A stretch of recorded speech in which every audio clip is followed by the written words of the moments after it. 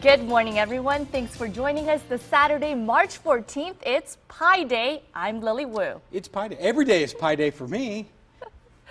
Good morning, Tanner. PI. What is it? 3.4. 3.14.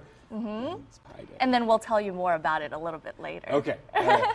Well, our streak of nice weather continues. We've enjoyed some beautiful weather during the work week, and as we head into the weekend, the weather is going to stay very nice. We're going to cool down a little bit today, but not too bad. We're still going to see temperatures above average. The bad part about the forecast is that fire danger is staying very high. The relative humidity is going to be very low. The ground is actually very soft. It's still very muddy, but the grass on top of the ground still very dry. So any outdoor burning, probably not a good idea. Make sure you keep that in mind as we head through the day. But again, that's the only bad part about the forecast. Other than that, looking pretty nice and a mild start to the day as we take a look outside using the Emprise Bank KAKE cam. Quite a bit of sunshine out there as the sun is coming up in the east. We do have a few clouds out there. Like I said, a very mild start to the day. We were at 68 or 48 degrees. We've fallen down to 46 degrees right now at the airport. Temperatures around the rest of the state a little cooler as you work your way toward the north and the west. We're down to 44 in Hutch, 41 right now in Salina. Temperatures in the 30s out in western Kansas, 31 in Dodge City, 33 for you folks out in Garden City. Here's a look at our day planner, and it's looking pretty good. 54 by 10 a.m. with lots of sunshine. A bit of a gusty north breeze here in Wichita, about 10 to 25 miles per hour, getting a little bit gusty this afternoon. 61 degrees by the noon hour. I think we'll top out today right around 68 degrees. So again, just a touch cooler than what we saw yesterday, but still not too bad. Looks like those temperatures will warm back up into the 70s for the second half of the weekend. Another look at the forecast is coming up. Thank you, Tanner. A health alert this morning as a warning about tainted ice cream and a response from a Wichita hospital where several people came down with a deadly infection. KAKE's Brian Ramsdale has been tracking the details of this Listeria outbreak. Via Christi says they immediately pulled the ice cream once they found out it was contaminated with Listeria. Unfortunately, it came too late for 5 people. Bluebell ice cream. Have yourself a Bluebell country day.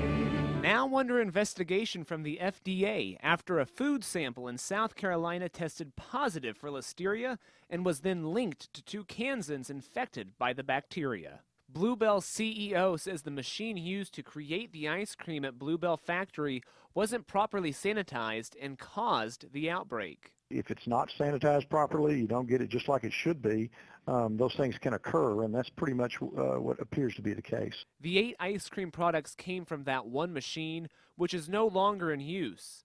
The ice cream contaminated was sold to convenience stores and private companies like hospitals. The 5 people sickened were at Via Christi St. Francis Hospital for other medical treatment when it is believed that they ate the Listeria-contaminated ice cream.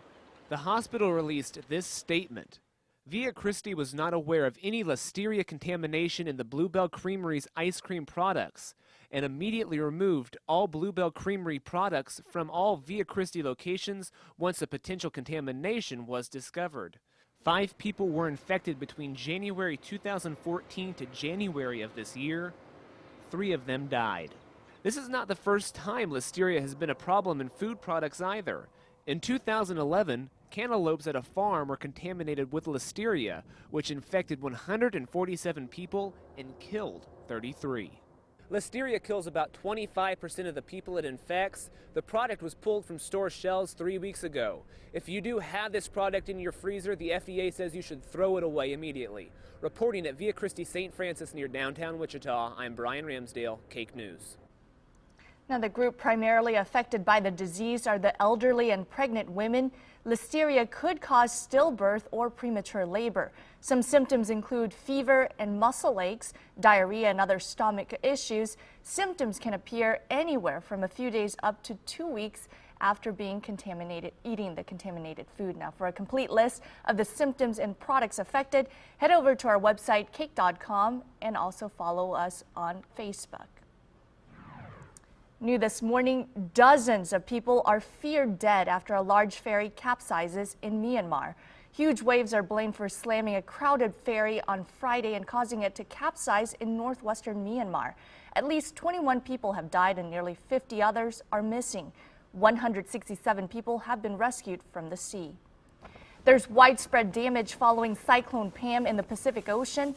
Humanitarian workers have reported, quote, unbelievable destruction in Vanuatu after the cyclone crashed waves and powerful winds to the island nation north of Australia. Winds reached 168 miles per hour. Communication is down for much of the area, but there are reports of dozens of deaths. New details about the push to overhaul how Kansas funds its schools. A Kansas district court may block the bill being considered. The court released an order yesterday saying it's trying to determine whether the state will be funding education at appropriate levels through block grants. Now, Kansas Attorney General Derek Schmidt, in a statement, called the move unusual and unexpected. The court will hold a hearing on the issue on May 7th.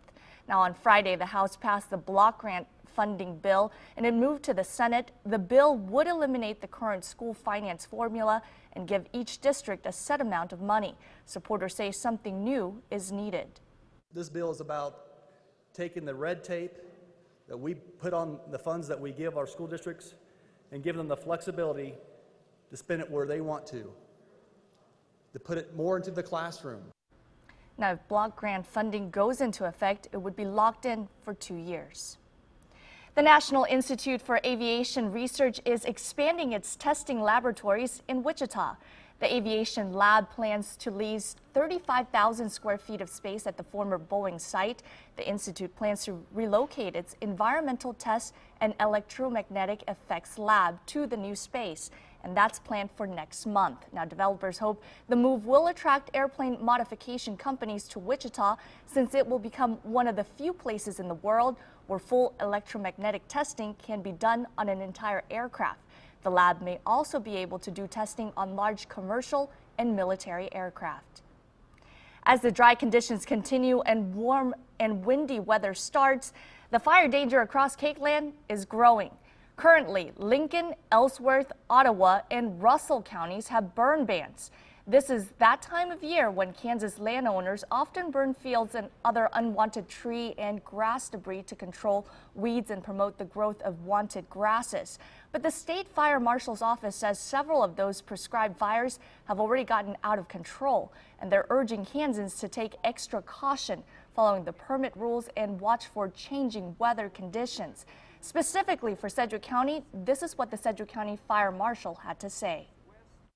You may start a fire and the wind conditions and weather conditions are good enough to conduct the fire, but as the day progresses and those conditions deteriorate, you may need to stop the burn that you've got going on and put it under control before you do lose control of those fires. Now, the state fire marshal has tips to prevent wildfires. First, know all state and local fire restrictions. Second, tell your neighbors before burning. And third, if you're not sure about the conditions, wait. And adequate resources and equipment to keep fires under control. Now, Northwest Wichita neighborhood says they're fed up with bad wiring on a utility pole. Residents on Nottingham Lane say the electrical wiring has sparked several times over the past year and a half and caused 2 large fires. The latest was Thursday, which caused damage to yards, plants, and fences. They've contacted Westar Energy about the issue, but Westar tells them it isn't their responsibility. And they said that there is no negligence on their part because it was a squirrel and it was the wind. It's going to burn our houses down one of these days if they don't figure out. Westar sent us this statement about the issue late Friday afternoon. Safety is important to us. On Friday afternoon, a troubleshooter visually inspected the equipment to be in safe working condition. The equipment at this residence has been wildlife protected, but unfortunately, that doesn't guarantee animals from coming in contact with our equipment. Now, the customer contacted us, and we will be working with her to resolve this. The American Red Cross will be going door to door to prevent home fires in Belleville. This is in honor of 21-month-old Sawyer White, who died in a home fire last month. As the community heals, White's parents are supporting the home fire preparedness campaign and encouraging the community to get involved. The canvassing event will take place today at the First United Methodist Church in Belleville. Registration starts at 9 and the event will last until 1 p.m.